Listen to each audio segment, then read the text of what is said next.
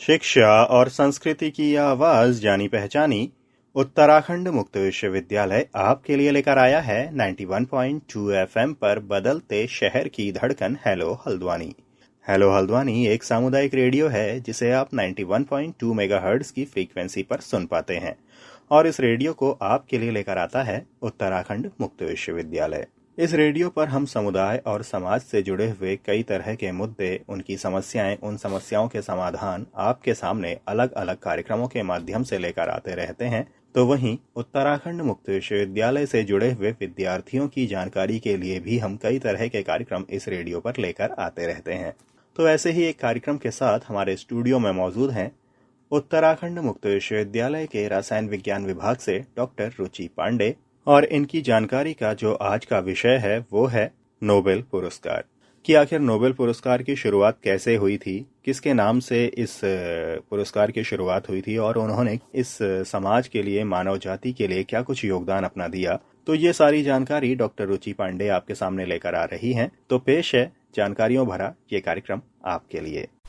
नमस्कार लर्नर्स, मैं doctor Ruchi Pandey, department of chemistry से आज आपके सामने लेके आई हूँ नोबेल पुरस्कार के इन्वेंटर कौन थे, मतलब नोबेल पुरस्कार की शुरुआत कैसी हुई और किसने करी। नोबेल पुरस्कार तो सभी जानते हैं कि इस साल का नोबेल पुरस्कार इसको मिला। इससे पहले मैंने एक रेडियो टॉक में डिस्कस करा था कि इस साल का नोबेल पुरस्कार किसको मिला, और हर फिजिक्स में, केमिस्ट्री में, चिकित्सा के क्षेत्र में, साहित्य के क्षेत्र में, शांति के क्षेत्र में नोबेल पुरस्कार हर साल दिए जाते हैं। और यह नोबेल पुरस्कार की जो शुरुआत हुई थी 1901 से हुई थी। 1901 से नोबेल पुरस्कार दुनिया भर के पुरुष और महिलाओं को भौतिक, रासायनिक विज्ञान, शरीर विज्ञान या चिकित्सा, साहित्य और शांति में काम करने के लिए उत्कृष्ट उपलब्धियों के लिए दिए जा रहे हैं। भौतिक विज्ञान, रासायनिक विज्ञान और चिकित्सा विज्ञान या शरीर विज्ञान कह सकते हो में श्रेष्ठता के लिए दिए जाते हैं। चौथा, यह साहित्य के कार्य एक आदर्श दिशा में कार्य करने हेतु दिया जाता है, जो अंतर्राष्ट्रीय बंधुत्व के कारण स्थानीय सेना के दमन या कमी में स्थापना में सभी बड़ी सेवा को प्रदान करता है। या इसका मुख्य कार्य है कि यह शांति सम्मेलनों को आगे बढ़ाता है। इसकी शुरुआत किसने करी थी? नोबेल पुरस्कार के बारे में तो हम जानते हैं, लेकिन प्रश्न ये उठता है कि इसकी शुरुआत किसने करी थी। इसकी शुरुआत अल्फ्रेड बर्नहार्ड नोबेल, जो स्वीडिश थे, उन्होंने करी थी। तो उन्हीं के नाम पर इसको नोबेल पुरस्कार कहा जाता है। अल्फ्रेड बर्नहार्ड नोबेल, उन्हीं के आधार पर इनको नोबेल कहते हैं। उनका जन्म 21 अक्टूबर 1833 में हुआ था। वो थे क्या कि मतलब नोबेल पुरस्कार की शुरुआत करने वाले वे थे क्या? वो एक स्वीडिश थे जो मुख्य रूप से रासायनिज्ञ, इंजीनियरिंग, आविष्कारक, व्यवसायी और परोपकारी व्यक्ति थे। वो एक पर्टिकुलर किसी काम के लिए इंक्लूड नहीं हुए थे। वो रासायनिज्ञ थे, इंजीनियर भी थे, आविष्कारक भी थे, व्यवसायी भी थे, एक बहुत परोपकारी व्यक्ति के रूप में जाने जाते हैं। मैं उनके बारे में बहुत ज्यादा डिटेल जानकारी तो नहीं बता सकती, लेकिन इतनी बता दी मैंने आपको कंक्लूड करके, छोटा करके, संक्षिप्त करके, कि वो एक रासायनिज्ञ के साथ साथ इंजीनियर, आविष्कारक के रूप में माने गए। उन्हें नोबेल पुरस्कार स्थापित करने के लिए अपने भाग्य विरासत देने के लिए जाना जाता है। हालांकि उन्होंने अपने जीवन काल में 355 पेटेंट धारण करते हुए विज्ञान में कई महत्वपूर्ण योगदान दिए, कई महत्वपूर्ण कार्य किए हैं। अल्फ्रेड नोबेल एक आविष्कारक, उद्यमी व्यक्ति, वैज्ञानिक, व्यवसायी के साथ साथ कविता और नाटक लिखने के लिए भी जाने जाते हैं। उनके द्वारा स्थापित किए गए पुरस्कार में उनकी विविध रुचियां परिलक्षित होती हैं, जिसकी नींव उन्होंने 1895 में रखी थी, जब उन्होंने अपनी अंतिम वसीयत लिखी थी, जिसमें पुरस्कार की स्थापना के लिए उन्होंने अपनी अधिकांश संपत्ति छोड़ दी थी। क्योंकि वे एक बहुत अच्छे व्यवसायी थे, इसलिए उनके पास संपत्ति की कोई कमी नहीं थी। एक्चुअल में 1895 में उन्होंने अपनी सारी वसीयत दान कर दी थी। जैसा कि मैंने भी बोला, पुरस्कार की स्थापना हेतु उन्होंने अपनी अधिकांश संपत्ति छोड़ दी थी। भौतिक विज्ञान और रासायनिक विज्ञान पुरस्कारों का निर्णय लेने के लिए उन्हें नामित निकायों द्वारा व्याख्या के लिए जगह दी गई थी। अपने पृष्ठ में वसीयतनामा में उन्होंने निर्धारित किया कि यह धन भौतिक विज्ञान की खोजे या आविष्कारकों और रसायन विज्ञान में खोजों के सुधार के लिए दिया जाएगा। फिर बाद में तकनीकी रूप से कई अन्य पुरस्कारों के साथ साथ यह धन उनके लिए भी दिया जाने लगा। यह धन विज्ञान और प्रौद्योगिकी के बीच, चिकित्सा के क्षेत्र के बीच, साहित्य के क्षेत्र के बीच बढ़ गया। इसलिए क्योंकि पहले केवल रसायन विज्ञान और भौतिक विज्ञान को ही प्राथमिकता मिलती थी, इसलिए यह पुरस्कार इंजीनियर, तकनीशियन या अन्वेषकों को वैज्ञानिक खोजों के लिए दिया जाता था। परंतु बाद में यह क्या हुआ, धन मुख्य रूप से कई रूपों में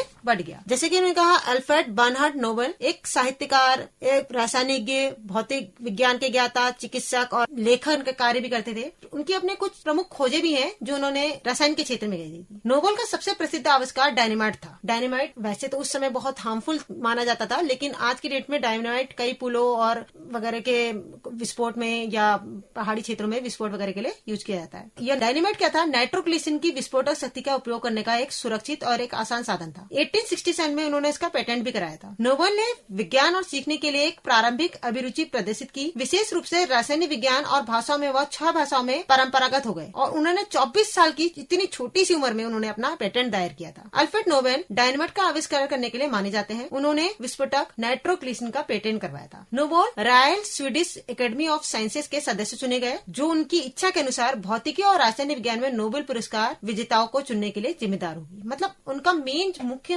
मकसद ये था कि भौतिक और रासायनिक विज्ञान के क्षेत्र में कई आविष्कार हुआ, उसके लिए वो हर सख्त कोशिश भी करते रहते थे। खुद भी उन्होंने डायनामाइट का आविष्कार और नाइट्रोग्लिसरीन का पेटेंट करवाया और उन्होंने प्राथमिक अपना सारा जो धन था भौतिक और रासायनिक विज्ञान के क्षेत्र के ही लिए रखा था। लेकिन बाद में शरीर विज्ञान और कई सिस्टम साहित्य वगैरह में उनकी रुचि होने लगी, तो ये धन कई रूपों में बढ़ गया। प्रश्न उठता है कि उन्होंने कुछ इन्वेंशन जो किए थे वो क्या थे। तो मैं आपको कुछ इन्वेंशन बता रही हूँ, उनके इन्वेंशन क्या क्या है। उस समय खानों के उपयोग के लिए एक मात्र भरोसेमंद विस्फोटक काला पाउडर जो बारूद के रूप में था यूज किया जाता था। यह एक तरल यौगिक होता था। नाइट्रोग्लिसरीन एक अधिक विस्फोटक था, लेकिन इतना अस्थिर था कि किसी भी स्तर पर सुरक्षा से यह नियंत्रित नहीं किया जा सकता था। जो एक तरल पदार्थ एक बारूद यूज किया जाता था, साथ में नाइट्रोग्लिसरीन भी यूज किया जाता था, जो कि सुरक्षा की दृष्टि से सही नहीं था। फिर भी 1862 में नोबेल ने नाइट्रोग्लिसरीन के निर्माण के लिए एक छोटा सा कारखाना बनाया, साथ में विस्फोटक के विस्फोट को नियंत्रित करने के लिए सुरक्षित तरीकों को खोजा और उस पर कई शोध कार्य किए। तो उसके बाद नाइट्रोग्लिसरीन का ही जो व्यवस्थित रूप बाद में आया वो था डायनामाइट, जो 1867 में आया। तो यह नोबेल का दूसरा महत्वपूर्ण पुरस्कार था। पहला तो यह था नाइट्रोग्लिसरीन के विस्फोटक जो तरल रूप में था उसको सही रूप से व्यवस्थित करना, और दूसरा था डायनामाइट की खोज। नोबेल ने पाया कि नाइट्रोग्लिसरीन को कैचगुलर जैसे शोषक अक्रिय पदार्थ में शामिल किया गया तो यह एक सुगंधित और संभालने में अधिक सुविधाजनक हो गया, और इस मिश्रण में उन्होंने 1867 में डायनामाइट के रूप में पेटेंट कराया। इस मिश्रण को उसने क्या डायनामाइट के रूप में पेटेंट कराया। नोबेल ने उस वर्ष पहली बार रेड हिल सरे इंग्लैंड में खदान में अपना विस्फोट का प्रदर्शन किया और अपने नाम से फिर स्थापित करने वाले खतरनाक विस्फोटक से जुड़े पहले विवादों में वो फंस गए। हालांकि जो डायनामाइट था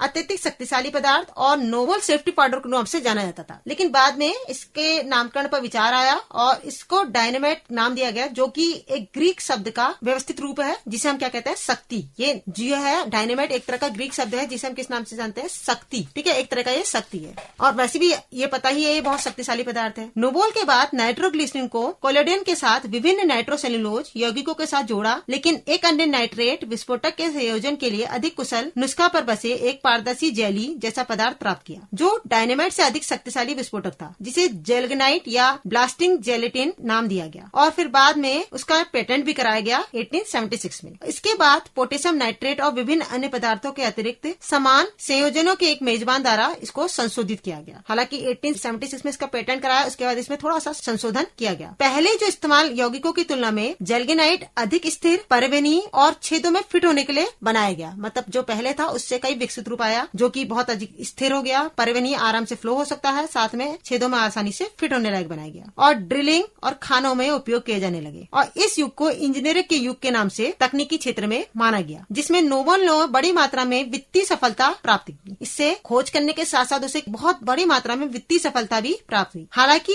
उसके स्वास्थ्य की कीमत पर इस शोध की एक शाखा के परिणाम स्वरूप नोबेल ने ब्लास्टाइट का एक आविष्कार किया, जो आधुनिक धुआं रहित पाउडर विस्फोटक का अग्रदूत है, जो आज रॉकेट प्रणोदक के रूप में माना जाता है। उसके बाद जो खोज थी वो उनकी रॉकेट प्रणोदक के रूप में जाने जाने वाली खोज है। ऐसा नहीं है कि डायनामाइट और नाइट्रोग्लिसरीन की खोज करी ही उसने कई अन्य पदार्थों की खोज करी। तो विस्फोटक के अलावा नोबेल ने कई अन्य आविष्कार किए, जैसे कि कृत्रिम रेशम, चमड़ा, और कुल मिलाकर उन्होंने विभिन्न देशों में 350 से अधिक पेटेंट दर्ज किए। कहने का मतलब है कि नोबेल बहुत प्रतिभा के धनी थे, जो एक बहुत अच्छे रासायनिज्ञ थे। नोबेल पुरस्कार की उत्पत्ति के बारे में एक प्रसिद्ध कहानी कही जाती है कि 1888 में उनके भाई लुडविग की मृत्यु के पश्चात कई समाचार पत्रों में गलती से अल्फ्रेड की श्रद्धांजलि प्रकाशित की गई, जिसमें उनके विस्फोटक की आविष्कार की निंदा की गई। कहानी में कहा गया कि डायनामाइट को हवाला दिया गया, कहा कि इसने नागरिकों के अनुप्रयोग के लिए इस्तेमाल किया जा रहा है, इस डायनामाइट का नागरिकों के अनुप्रयोग हेतु इस्तेमाल किया जा रहा है, और कहा कि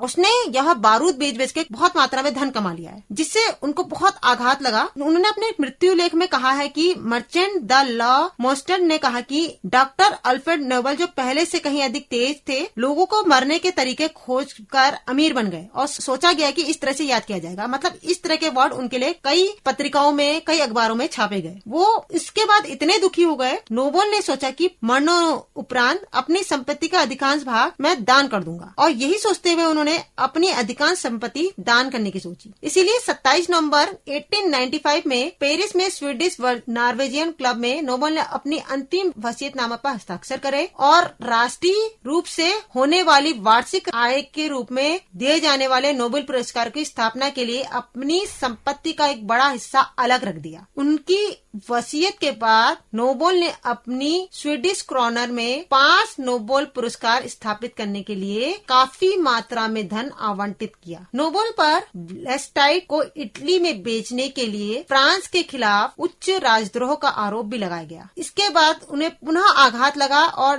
10 दिसंबर 1896 में उनकी मृत्यु हो गई। वो अपना अधिकांश धन पुरस्कार निधि के ट्रस्ट के रूप में छोड़ के चले गए थे, जो आज भी नोबेल पुरस्कार के रूप में जाना जाता है। तो इस तरह से नोबल ने काफी मेहनत करके, काफी संघर्ष करके नोबेल पुरस्कार की नींव छोड़ी और 1901 से लगातार हर साल भौतिक, रसायन, शारीरिक विज्ञान, साहित्य और शांति के क्षेत्र में उस नोबेल पुरस्कार की स्थापना हुई, जो आज तक चल रहा है, जिसके आधार पर आज भी लगातार नोबेल पुरस्कार हर साल दिए जाते हैं। धन्यवाद। आगे फिर आएंगे कुछ अद्भुत जानकारियों के साथ। धन्यवाद।